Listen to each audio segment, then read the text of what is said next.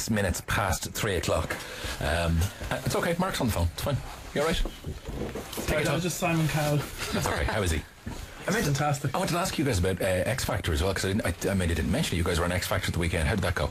Amazing. It was amazing. It's the one night of the year you kind of look forward to it every year, and it's such a big show now. I think like 18 or 19 million people watched it on Saturday night, and obviously with the whole night that was in it with the boy bands on it, and Take That, obviously Reform it with Robbie, and it was just a really exciting weekend. But the performance itself, we were delighted with it. We watched it back there, and it was very happy with it now. So did you guys get mobbed kind of backstage by the contestants? Did you actually end up interacting with them? We had a good time with One Direction actually. Mary beeline for us down the corridor as well. Auntie Mary grabbed us. He's like, what did she say? Oh Jesus, what something. She took a fancy to Shane there, I think.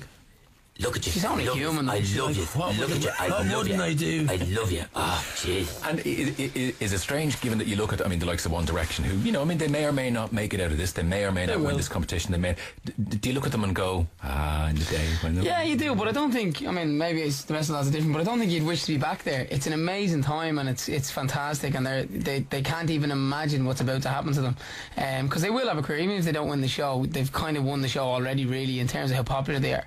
So yeah, it's great to see them, and they're kind of, if you look at what's going on in the pop boy band charts, if you like, at the minute, you've got Take That, who are obviously a lot older than even us, by 8 to 10 years. Then you've got us, then you've got the JLS. Smile on your face when you say that. Yeah, well, it's nice to be the younger ones at one point. But then you've got the JLS boys, and then the One Direction lads, who are so far, they're literally puppies. They're closer to Rocco and Jay's age than they are to us. Like, yeah. So, but yeah, they're very nice lads, and it's great to have an Irish lad in there as well. It's he's a funny. He looks like Keane actually, which is he actually pretended to be. We were doing an interview backstage, and Keane was gone off chatting to Louis or whatever, and Niall came in and pretended. He goes, "Hi, I'm Keane," and he did a full interview with us, and it was hilarious. All right, look, Erin is Erin. Tell me where you are. Iowa City, Iowa. In Iowa City, Iowa. Erin. I don't remember. I don't think I've ever done a global set of interviews. Yeah. Erin, Westlife are here. What you want to say to them? I just want to say that you guys are great, and I came over to Ireland to see you this summer. Cool, thank you. Yeah, and I want to ask, what's the nicest thing a fan has ever done for you? Coming all the way from Iowa, and let's keep it clean.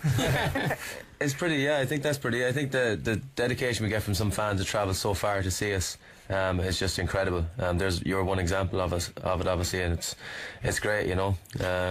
Other than that, there's an Irish fan actually. She's been there from the very start, called Franner. Right, she's from Ballymun. Now I mean from the very start. She actually filmed. She was our first fan. She filmed our auditions for me and Brian to join the lads in the pod back in the day in '98, and she's currently in the process of putting all of her videotapes, which she said is about 15 or 25 of them, onto a DVD for us only, for the four of us to have for your archive. Absolutely. So that'd be pretty cool when we receive that one. Is it bizarre? I wonder for a Franner, is it strange to be identified as Westlife fan number 1?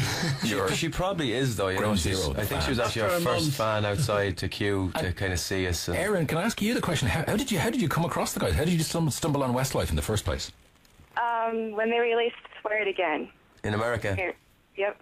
Wow, that's a long time ago. That would have been around 2000, 2001, would it? Yep. Sometimes I'll hear it on the radio. It's still on the radio in America, yeah? Yeah, sometimes. My mom actually heard it on a radio station here in Iowa before I came over to England to see you guys. That's cool. That's even insane for us to think about them. Our song's still getting played in America. That's great. Erin. And every now and then we'll hear World of Our Own too. Excellent. Cool, yeah, there's the two songs released over there. It was really nice to speak to you. I hope you come to another concert again.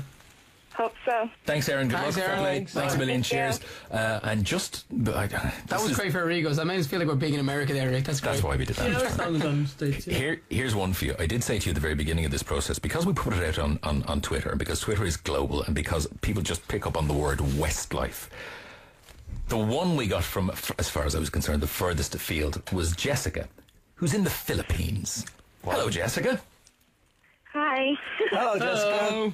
Are you in Manila? How are you doing? Are you in Manila, or what part of the Philippines are you in? Yeah, we're in Manila. Okay, tell us what you want to ask Westlife from the Philippines. Okay, so it's actually related to X Factor and One Direction. You've just met One Direction at the weekend, and I was wondering, among them, who reminds you most of yourself back in your early days, or now even? I think this is Cian, by the way. It's pretty fair to say that Niall reminds me of myself. Niall being like Cian, yeah. Yeah, I actually saw that interview. Did you? Did you think it was funny? Yeah, it was. I think it's great. You know, everybody thinks I look 16. Beforehand, I really... I don't know. I couldn't say. I don't really know the lads well enough to start picking out the characteristics or stuff. But certainly Niall is keen, wrapped up. Definitely, it's him. I thought Zane reminded me of Mark because he was quiet and shy in the corner. I was just going to say the one that would remind me of myself, whichever one it would be the one that's kind of sitting in the corner, not saying anything. Which was Zane, I thought. Confused about the whole thing. How about for Shane and Nikki? Shane? I was saying. I would have said the little curly-haired dude would have reminded me of you. Curly hairs. Which fella is that? I would say I should know his name. Liam, the guy in the middle. Or Liam, yeah. Listen, the kind Jessica, of confident, good-looking, kind of lead singery kind of type. Jessica, thanks a million for getting in contact and the wonders of the internet, and you eventually us getting to talk to you. What we're going to say to you and to everybody else who's been on the phone with us today is you're all getting signed copies of the new Westlife album, Gravity, that's going to wing its way to the Philippines to you. Okay. Okay. Thank you. Thank you very much. Yeah, thanks for your support. Bye.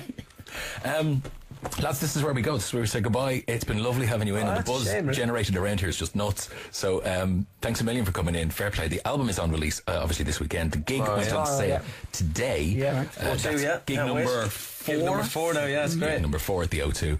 Tickets to that went on sale today. Gentlemen, it has been a pleasure interviewing you for the first time. And listen, thanks a million for coming. Thank you very much. Cheers. Pleasure.